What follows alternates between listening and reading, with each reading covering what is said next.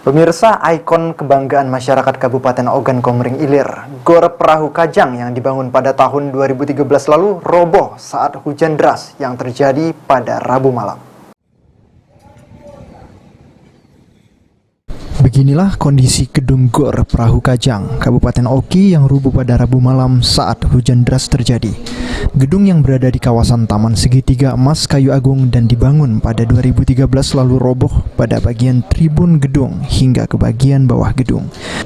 Kepala Dinas Pemuda dan Olahraga Oki, M. Refli MS, yang meninjau lokasi mengatakan kondisi gedung yang sudah berumur dimungkinkan tidak kuat menahan hujan hingga roboh. Dalam kejadian ini sendiri tidak ada korban jiwa. Dinas Pemuda dan Olahraga Oki sendiri telah melaporkan kejadian robohnya gedung ke Sekda Oki.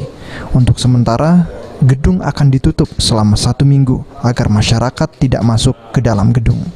Angin luar biasa kencang sehingga menimbulkan kerusakan parah di bagian dinding gor bagian atasnya ini, bagian tribun, Pak, ya, tribun di atas tribun utama dari Gor Biduk Kajang Kebanggaan Kabupaten Oki ini itu kronologisnya lebih kurang pukul 9 atau lebih sedikit setelah ba'da Isya dan ba'da tarawih. Untuk sementara belum dapat dihitung kerugian material robohnya gedung, namun diperkirakan sekitar 30% lebih bangunan gedung roboh dan rusak sehingga perlu perbaikan skala berat.